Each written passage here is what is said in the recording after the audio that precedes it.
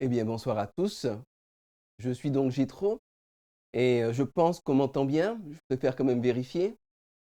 Voilà, mais c'est parfait. Si je suis actuellement directeur de la chaîne chrétienne de vidéos à la demande hopchannel.fr, que je vous encourage bien sûr à aller voir, je suis surtout un pasteur.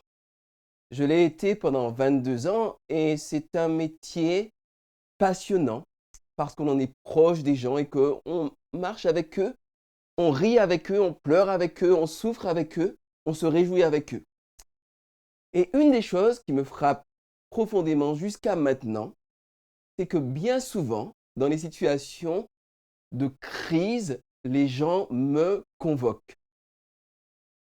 Maladie grave, divorce, perte d'emploi, décès ou bien même, vous savez, à l'approche de sa propre mort. Quand on est pasteur, on est amené à visiter les gens, y compris sur leur lit de mort. Il m'est arrivé bien souvent d'entendre des personnes me dire, pasteur, vous savez, j'ai passé ma vie entière à courir après l'argent. D'autres me disent, j'ai passé, les hommes, certains hommes, j'ai passé ma vie entière à courir après les femmes, ou bien à courir après l'estime des autres, à courir après la reconnaissance, ou bien j'ai passé ma vie à être une grenouille de bénitier, et je me rends compte qu'en réalité, je suis passé à côté de ma femme, je suis passé à côté de mon mari, je suis passé à côté de mes enfants, à côté du bonheur, à côté de moi-même. Et oui, mes amis, on peut passer sa vie à côté de soi-même en vivant une vie, qu'elle soit terne ou excitante, qu'elle soit triste ou brillante, mais qui dans tous les cas ne remplit ni l'esprit ni le cœur. Ainsi, même si ce n'est pas toujours le cas, j'ai eu l'occasion de constater par toutes ces visites et ces écoutes qu'une crise peut être propice à la remise en question profonde et au changement d'orientation. Or, en ce moment, ce n'est pas une crise que nous vivons, c'est une cascade de crises. Tout d'abord, cette pandémie mondiale avec de vraies conséquences sur différents plans. Bientôt 3 millions de morts, déjà pour commencer, la santé de millions de personnes dévastées. Sur un autre plan, des conséquences désastreuses sur l'économie. Déjà en 2020, le journal Le Monde titrait en juin la crise économique, provoquée par le coronavirus pourrait être la plus dévastatrice depuis 150 ans. Cela semble abstrait comme cela, mais j'étais à Paris, je travaillais dimanche, et de plus en plus dans les rues, on voit des petits panneaux à vendre sur les façades des restaurants, des bars, des petits commerces, local à céder. Les conséquences sociales sont également désastreuses. Comment manger quand on a perdu son travail? Comment rembourser le crédit pris pour acheter son fonds de commerce ou la maison ou la voiture? Crise économique, sociale, sanitaire et puis aussi sur les familles avec un impact qui est inégal selon là où vous vous situez. Pour les familles les plus aisées avec plusieurs logements secondaires, euh, des nounous pour s'occuper des enfants et un matelas financier de sécurité, le confinement n'a pas été trop dur. Mais pour toutes les familles moyennes ou voire même précaires, ça a été beaucoup plus compliqué. Cela a généré du stress et on l'a tous vécu. Dans ma famille, on a vécu également ces difficultés-là. Il y a même eu dans pas mal de familles une augmentation de l'agressivité, voire de la violence. Et puis il y a au niveau scolaire, beaucoup d'enfants qui ont accumulé du retard tout simplement parce que la famille n'avait pas suffisamment de moyens pour avoir les 2, 3 ou 4 écrans qui permettent de suivre les cours à distance ou de travailler en distanciel. Il y avait vraiment de quoi générer une crise familiale également. C'était très clairement, et c'est encore pour chacun d'entre nous, un moment très, très compliqué. Vivement qu'on en sorte et qu'on soit débarrassé de cette situation. Pourtant, en prenant un tout petit peu de recul, Je crois pouvoir affirmer, pour avoir voyagé un peu dans différents pays du monde, que la situation du français moyen en 2021 n'est pas la pire au monde. En effet, et on va vous le montrer au travers d'une diapositive, on a quand même un certain nombre d'avantages. Le RSA, le RMI, les ACDIC, la retraite, la sécurité sociale, le droit du travail, les congés payés, la couverture maladie universelle, et j'en passe et j'en oublie. Tout cela, mes amis, n'existe pas dans tous les pays du monde, y compris des pays dits très évolués comme les États-Unis, par exemple. L'école gratuite, l'université quasi gratuite, le droit à l'Internet, le prix des médicaments qui est plafonné. Vous savez, ça n'est pas, même aux États-Unis, le prix des médicaments n'est pas plafonné. On n'a pas un accès aussi facile aux médicaments que nous l'avons. Ici, dans notre beau pays, la France, nous vivons dans une démocratie plutôt saine. Oh, il y a des problèmes. Mais il faut comparer pour se rendre compte. Comparer à ce qui se passe, je ne sais pas moi, dans différents pays, comme la Russie, ou même ce qui s'est passé avec les élections aux États-Unis, ce qui se passe dans pas mal de pays d'Afrique, en Amérique latine. Enfin, nous avons une grande liberté d'expression, une certaine sécurité malgré tout. Et pourtant, même sans cette pandémie, on peut dire que sur le plan politique également, notre pays traverse une crise politique inédite dans la Ve République avec ce qu'on peut qualifier de vague de dégagisme, autrement dit, la perte de confiance dans les partis traditionnels. Et ce manque de confiance dans la chose politique concerne également ceux qui prônent le dégagisme.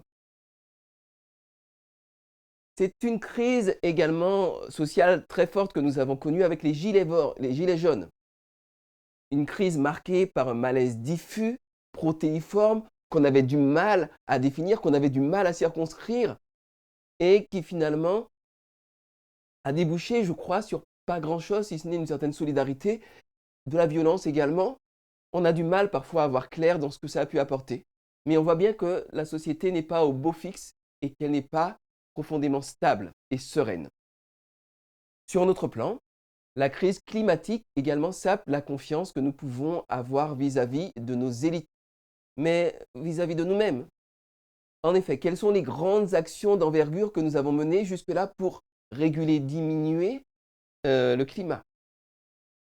Je fais un bref retour sur la crise de la famille, avec un mariage sur deux qui se solde par un divorce et plus d'1,6 million d'enfants qui vivent dans des familles recomposées avec les difficultés que cela entraîne. Vous savez, divorcer, ça peut arriver à n'importe qui. Vivre dans une famille recomposée, ça peut arriver à n'importe qui également. Ça n'est pas non plus, je ne veux pas stigmatiser ni le divorce, ni les familles recomposées. Cela pourrait très bien m'arriver à moi demain, qui sait de quoi la vie est faite. Mais ça n'est pas parce que l'on est marié d'ailleurs qu'on est forcément heureux et épanoui. Si je parle de crise de la famille, c'est plutôt en termes statistiques. Car non seulement on se marie de moins en moins, non seulement on s'engage de moins en moins, mais la moitié des gens qui s'engagent n'arrivent pas à aller au bout de leur projet familial. Pour de bonnes ou de mauvaises raisons. Peu importe, on ne juge personne, je parle juste de chiffres.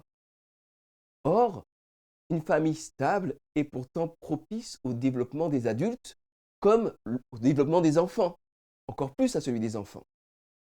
Une famille stable et épanouie a un impact décisif sur le sentiment de sa propre valeur, sur le rapport qu'on va développer à soi-même et à autrui. J'aurai l'occasion de le développer dans une prochaine causerie. Enfin, j'ai rencontré beaucoup de personnes qui sont dans un mal-être chronique, voire en crise chronique, quand bien même les choses sembleraient n'aller pas si mal pour elles. L'argent est là, le conjoint est là, la situation sociale est là, mais le moral, le bien-être moral, le bien-être que je qualifierais également psychologique et spirituel n'y est pas. Je vais dire une banalité, mais il ne suffit pas d'avoir le ventre plein, un joli mari ou une jolie femme, de l'argent, de la santé, les amis, pour être pleinement épanoui. Bien sûr, cela aide. On préfère avoir tout cela que le contraire, on est d'accord.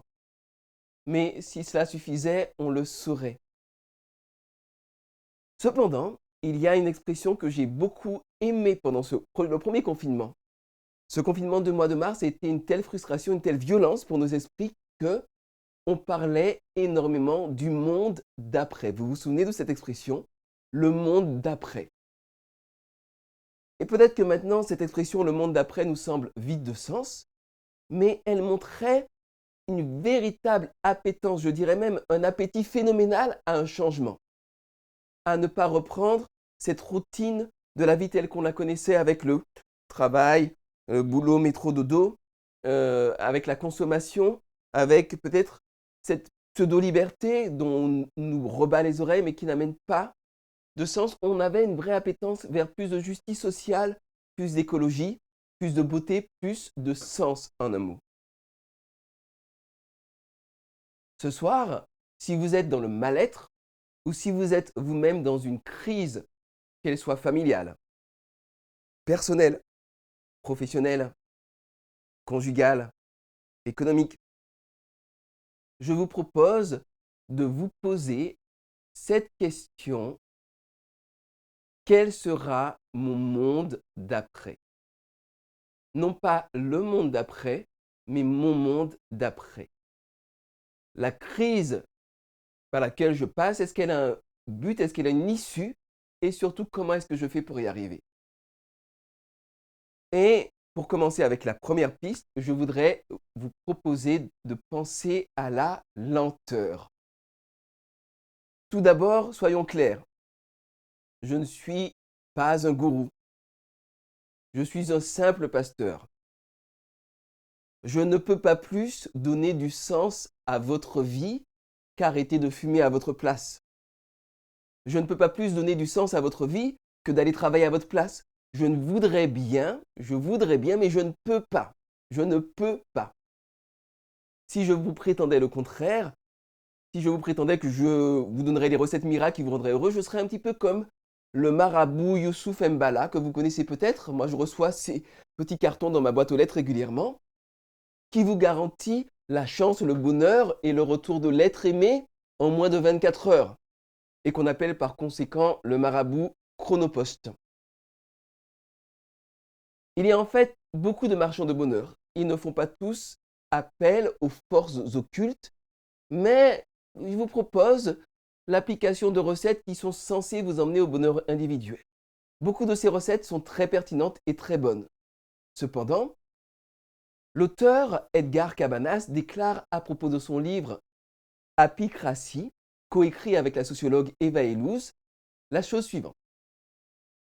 Vous pouvez essayer de le lire avec moi, mais je vais le lire à haute voix, si jamais la diapo est un peu petite. L'apicratie, autrement dit le pouvoir de la joie, si vous voulez, s'il fallait le traduire, désigne l'injonction sociale et morale de rechercher à tout prix le bonheur personnel et la réalisation de soi dans toutes les sphères de notre vie, et ce, par la consommation de marchandises psychologiques, des livres, des thérapies, des applications, des coachs, etc. Une injonction comme un ordre, comme une pression qui est faite sur nous. Une injonction qui est un peu comparable à celle qu'on subit depuis longtemps de consommer encore et toujours plus pour être heureux. Je me souviens de pubs qui me faisaient rêver quand j'étais un jeune adolescent de 13-14 ans et que les hormones commençaient à monter, la testostérone commençait à monter et que je voyais une pub dans laquelle des hordes de jeunes femmes suivaient un homme parce qu'il s'était mis un parfum sous les bras. Ou bien, vous savez, c'est des choses qui s'ancrent un peu dans les conscients. Ou bien le fait que si on achetait une Audi, d'un seul coup, toutes les femmes se retournaient sur son passage. Voilà, une injonction à consommer pour être heureux. Vous avez l'iPhone 8, vous vous sentez malheureux parce que vous n'avez pas le 14. Et quand vous aurez 14, vous serez malheureux parce que le 16 va sortir à un moment ou à un autre. En fait, il ajoute, dans une période d'incertitude où les individus se sentent démunis, l'idée selon laquelle il est plus simple de se changer soi-même plutôt que de changer les circonstances est certes séduisante, Mais cela masque la dimension sociale des problèmes. Vous pouvez le lire avec moi. Par exemple, si l'on passe sa journée à faire plusieurs choses à la fois et à travailler de plus en plus dans des conditions difficiles et que l'on nous promet que la solution à tous nos problèmes est de méditer 5 fois par semaine pendant 10 minutes, eh bien, on achète. Ça me rappelle une publicité que j'avais vue qui était assez symptomatique pour des gélules qui font maigrir. Et cette publicité disait un plat de lasagne à la bolognaise plus un dessert glacé plus un cappuccino plus une gélule est égal à 0 calories. Si ça n'est pas de la magie, ça, je crois que le docteur Youssouf Mbala se retournerait dans sa tombe. Et s'il voyait cette pub, ils ont fait plus fort que lui. Mangez n'importe comment, faites n'importe quoi, ne vous remettez pas en question, mais achetez la pilule et ça va régler tous vos problèmes de coups de baguette magique. Ou bien, vivez n'importe comment, ne remettez pas en cause votre manière de vivre, mais faites 10 minutes de méditation par semaine, 10 minutes ou 5 minutes par jour, peu importe. Et d'un seul coup, tous vos problèmes vont se régler. En fait, le style de vie, dont la valeur est culturellement établie sur le pouvoir d'achat, sur la capacité à consommer, y compris des recettes de développement personnel, est une impasse de sens. On voit bien le cercle vicieux, je vous invite à le regarder, entre le fait que nous soyons frustrés, qu'on consomme pour être moins frustrés, que finalement il y a une désillusion et qu'on en revient à la publicité qui vous incite à consommer pour combler votre vide. Une impasse vide de sens. Et nous avons du mal à réaliser cela et nous avons du mal à nous rendre compte de cela pour différentes raisons. Je vais en évoquer une seule. Une des raisons principales est très bien évoquée dans le livre du docteur Kahneman qui s'intitule Système 1, Système 2, dont je vais citer un résumé trouvé sur le site medium.com. Il faut savoir qu'il y a deux ensembles de systèmes qui régissent notre pensée, deux systèmes de pensée qui régissent notre esprit.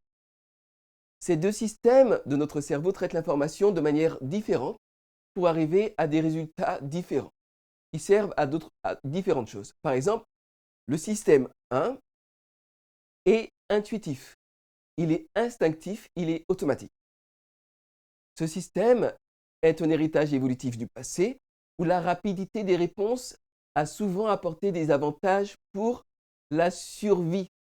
L'intuition est une caractéristique de ce système de la prise de décision. Les réactions instinctives ou intuitives sont quasiment automatiques. L'esquive d'une balle qui vous est lancée au visage est un exemple de ce type de système. Ou encore, on pourrait évoquer tout simplement un chien méchant qui vous court dessus va déclencher une réponse très rapide de votre cerveau. Vous n'avez pas le temps de vous poser, vous n'avez pas le temps d'écouter le chien, d'être dans la bienveillance. Vous avez un système 1 qui prend la main sur votre cerveau et qui vous fait monter dans un arbre ou prendre la fuite ou au contraire attaquer à votre tour. C'est un système rapide qui est basé sur les émotions, qui est basé sur l'instinct de survie, qui est basé sur la nécessité vitale de réagir vite. Le deuxième système, le système 2, et je vous invite à le lire avec moi, est celui de la prise de décision délibérée, réfléchie et consciente.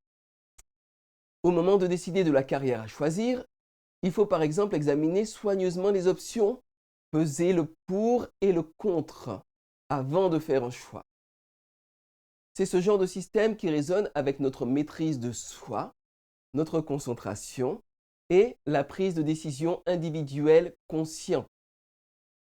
Notre cerveau a donc besoin, pour prendre les décisions importantes, porteuses de sens, de changement, pour approfondir une réflexion et déterminer avec clarté les tenants et les aboutissants d'une situation de ce système 2.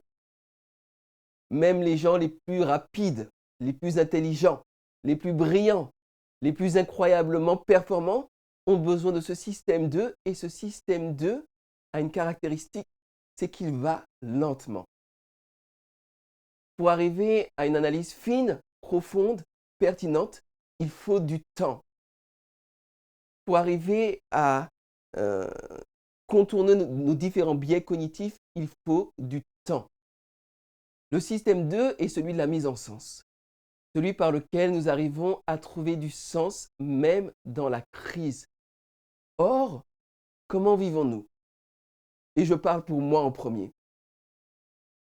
À peine sortons-nous du travail à toute vitesse pour ne pas rater le train de 17h12 parce que le suivant est à 47. Et oui, je suis un banlieusard de la région parisienne, je sais de quoi je parle. Nous sommes à peine arrivés à la maison que nous faisons ce qu'il y a à faire et nous nous rabattons devant nos écrans. Je le vois dans le train. Tout le monde a son téléphone portable. Dans le bus, tout le monde a son écran. Dans la rue, même dans les voitures, il y a pas mal d'accidents à cause de ça. Or, dans ces écrans, on ne favorise que très rarement le système 2. Prenez l'exemple d'un journal télévision typique. Il y a un fait divers, quelqu'un a été assassiné, ou plusieurs personnes ont été assassinées. Le corps du mort n'est même pas refroidi, que l'on demande déjà à des psychologues des expertises sur le coupable présumé, qui n'a même pas été encore mis en examen. Vous ne trouvez pas que ça va un peu vite? Une plainte vient à peine d'être déposée contre une star quelconque du foot ou de la chanson. Je ne sais pas, une plainte pour du harcèlement sexuel, quelque chose de typique. Que de pseudo-comités éthiques se réunissent pour discuter de la portée de l'acte.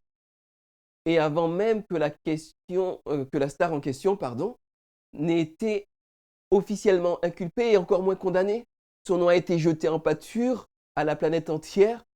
Tous ces déboires du passé, tout ce qui peut faire écho et exhumer par la presse. Enfin bref, on nous bombarde, mais à aucun moment on nous laisse le temps de prendre conscience qu'il faut que le temps de la justice s'accomplisse, qu'une enquête ait lieu, que des conclusions soient établies et que la justice donne un verdict. Ça va trop vite. Un président est à peine élu que de nombreux analystes se transforment en Madame Irma pour prédire quelles seront les conséquences de son élection. Vite, trop vite, et c'est encore pire avec les réseaux sociaux qui vous amènent à réagir très vite avec des nouvelles, qu'elles soient vraies, voire bien souvent fausses, mais qui vous amènent à réagir parce que l'on est à la course au clic pour monétiser les publicités dont on veut gaver nos esprits. Mes amis, est-ce que vous connaissez beaucoup des escrocs, des manipulateurs, des gourous qui vous poussent à la réflexion lente, méthodique? Que vous connaissez des escrocs, des gourous, des manipulateurs qui vous pensent à la pensée posée et systématique? Personnellement, non, je n'en connais pas. Et quand vous avez passé la soirée à regarder BFM TV, que vous vous réveillez avec France Info, tout en mettant à jour votre statut Facebook et en répondant à des WhatsApp, question que je vous pose, la question que je nous pose, c'est quand est-ce qu'on prend le temps de la profondeur? Quand est-ce qu'on prend le temps du système 2? Nous sommes quotidiennement bombardés d'informations, enfermés dans des bulles cognitives liées à ces informations qu'on reçoit. J'aurai l'occasion de parler de cela mardi prochain. Et nous avons une charge mentale considérable. Mais est-ce que nous prenons vraiment le temps de la mise en perspective, du recul, le temps de prendre de la hauteur sur nos vies et la vie de ceux qui sont autour de nous, le temps de la documentation, le temps de la pensée posée, de la pensée systématique? Quand vous êtes sous pression au travail, suroccupé à la maison, vous avez des relations compliquées humaines au boulot ou avec le conjoint, que la pression émotionnelle est considérable, comment voulez-vous penser en profondeur et de manière efficace, objective, quant au sens que vous voulez donner à votre vie et aux grands choix que vous voulez lui octroyer? Surtout quand vous commencez à vous poser et que les notifications du téléphone vous interrompent toutes les 30 secondes, vous, maintenant à la surface de vous-même, à la superficie de vous-même, il y a des gens qui ont bien compris cela et qui, au lieu de se payer des vacances à Ibiza ou à Tahiti, se payent un luxe très particulier. Ils partent dans des retraites isolées. Ils se louent une chambre dans un monastère reculé, dans un gîte à la campagne où il n'y a ni 4G, ni même 3G, ni même Edge. L'angoisse pour les gens comme moi. Pas de Wi-Fi, rien. Pas de télévision, pas d'écran. Ils s'offrent une cure de silence, une cure de lenteur, une cure de profondeur. Cela fait, mes amis, un bien fou au bout d'un moment de se retrouver en face de soi-même. Tout écran éteint, toute stimulation éteinte dans un cadre différent, un cadre apaisant. Si on n'a pas les moyens de se payer cela, on peut très bien changer d'habitude, d'activité. Je le dis et je le redis pour moi avant tout, parce que je suis, comme beaucoup, accro aux écrans. Mais pourquoi ne pas s'offrir quelques jours, quelques heures, tout écran strictement éteint, pour pouvoir offrir à l'âme l'eau dont elle a soif? C'est une démarche d'autant plus difficile que les créateurs de médias et de technologies savent nous rendre dépendants à leurs produits. Vous savez, ils ont la collaboration de neuropsychologues, de neurologues, de physiologistes, de gens qui étudient le mouvement des yeux. Enfin, ils savent nous rendre, ils ont un vrai savoir-faire, une vraie compétence. Il faut les prendre au sérieux, ces gens.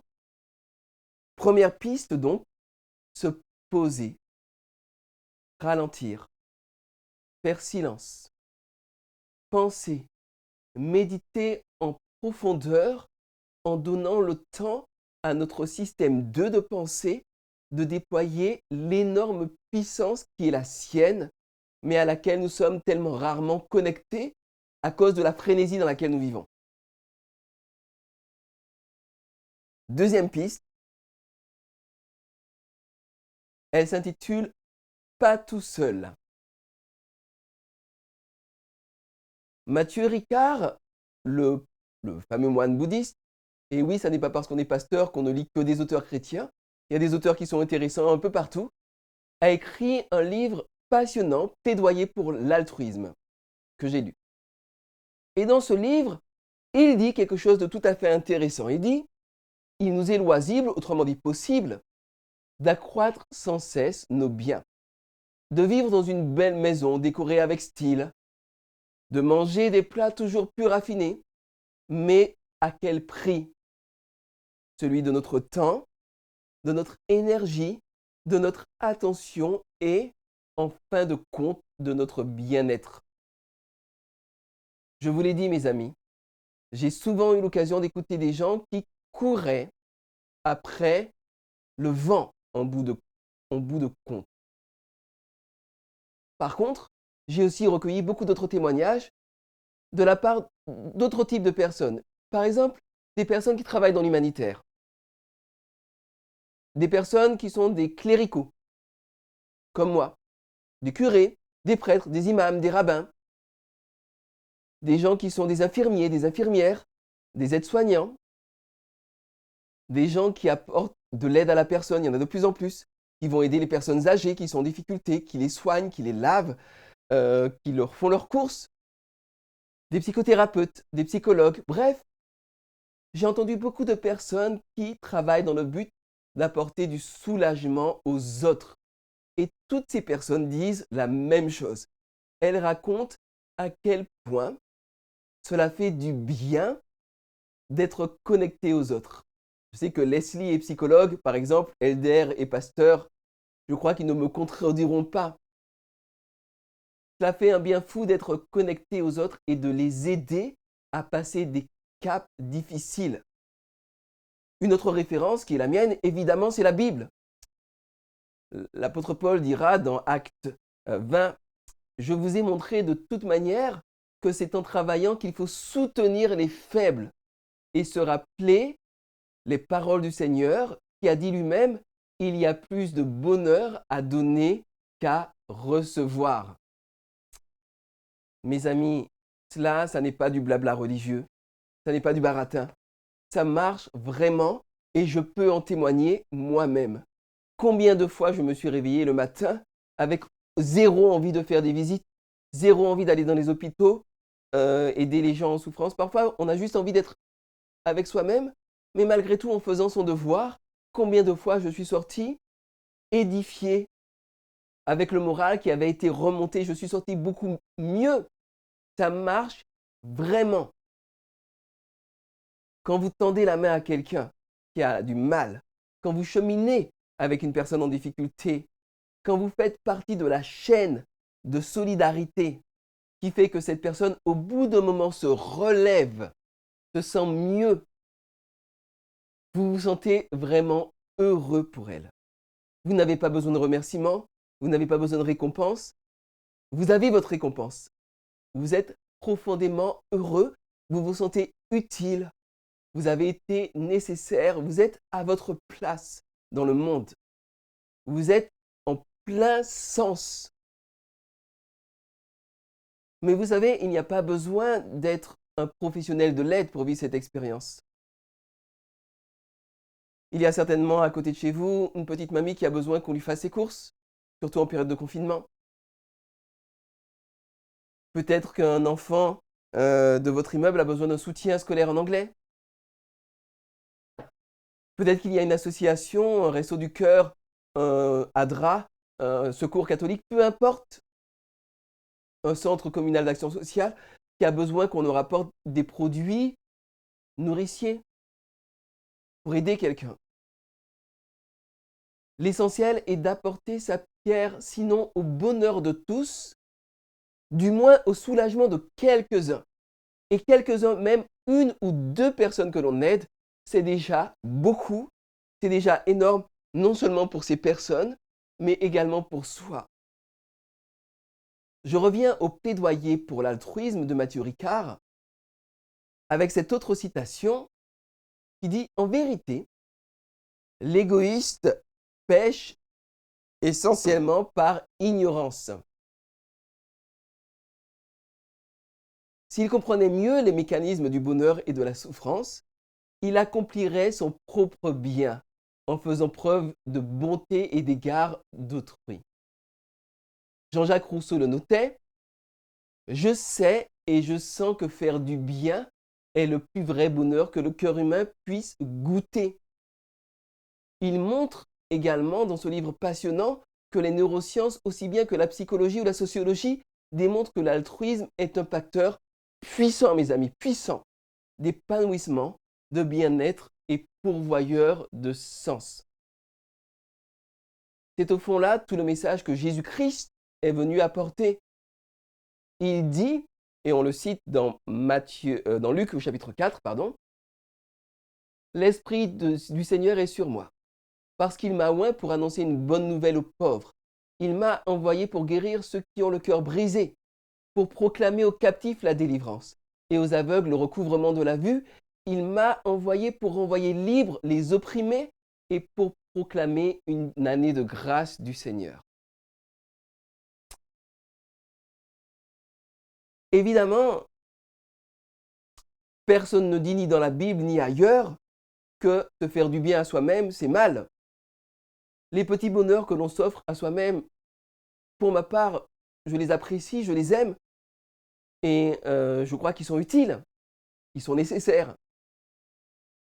Mais si notre conception du bonheur est uniquement centrée vers soi-même, alors on passe à côté de cet immense bonheur qui consiste à apporter de la joie à autrui, du soulagement à autrui, du mieux-être à autrui. Je sais, parce que je suis chrétien et que j'ai étudié le christianisme, qu'il y a un certain christianisme avec un petit c, un christianisme inventé par les hommes qui a distordu ce message du Christ et qui a instillé insidieusement l'idée qu'il fallait sans cesse être dans le sacrifice dans cette vie pour pouvoir obtenir une vie meilleure dans l'au-delà. Je ne crois pas qu'il faille être sans cesse dans le sacrifice. Il faut profiter de la vie. Mais profiter de la vie, ça veut dire également aider autrui à se sentir mieux. C'est ça vraiment profiter avec un grand P. Tous ceux qui consacrent une partie de leur vie aux autres le savent, ont peut-être atteint par les difficultés on peut être atteint par des épreuves, on peut être durement frappé par la vie, par la crise, mais on n'est pas détruit par cette vie. On n'est pas détruit par ces épreuves. Une partie de notre bonheur et du sens de notre vie reste intacte parce que le sens de ce que l'on fait reste intact et que la lumière que l'on contribue à apporter nous éclaire aussi. La chaleur qu'on contribue à apporter, à donner, nous réchauffe aussi. La nourriture que l'on apporte à celui qui a faim nous nourrit aussi. Au fond, les deux pistes que je vous ai proposées ce soir sont à l'image d'un mouvement tellement naturel, la respiration. L'inspiration d'abord dans la lenteur, dans le calme, dans le silence, dans la méditation, dans la prière, prendre le temps de se retrouver avec soi-même, retrouver sa place dans le monde, dans la nature en particulier et auprès de Dieu pour ceux qui sont croyants et qui ont les mêmes difficultés que les autres. Après, l'inspiration, l'expiration. L'expiration dans le don, dans le partage, dans le soin d'autrui, dans le soulagement des souffrances. Il y a tellement de choses que l'on peut faire, tellement de sens profonds auxquels on peut accéder par le chemin de l'altruisme. Je vous propose d'ici la semaine prochaine, mes amis, 2 défis. Très simples. Le premier, prenez du temps pour vous. Au minimum strict, 2 heures. Sans téléphone, sans réseaux sociaux, sans télévision, sans enfants qui crient dans les oreilles. Ailleurs, dans un lieu qui vous dépayse, un lieu qui vous permettra de vous retrouver face à vous-même.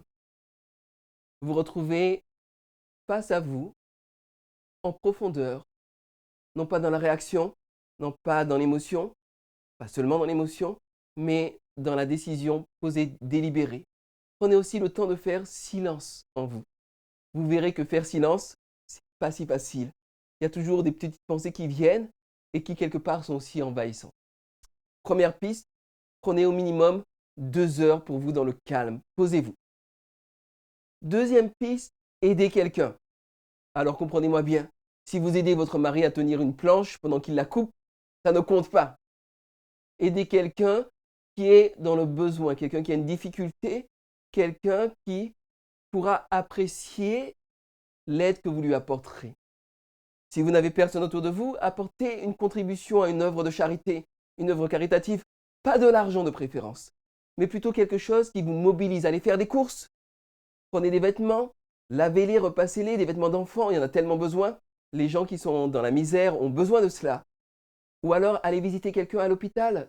Il y a tellement de possibilités d'amener un peu de chaleur humaine, un peu d'aide concrète, matérielle ou morale à quelqu'un qui en a besoin. Deuxième piste, donc, apporter de l'aide. Et on fait un point la semaine prochaine. J'aimerais beaucoup avoir votre retour dans le chat la semaine prochaine. Inspiration, expiration. Que ce soit littéralement, psychologiquement ou spirituellement, je vous souhaite, tout en vous remerciant de m'avoir écouté, de bien respirer. Merci à vous.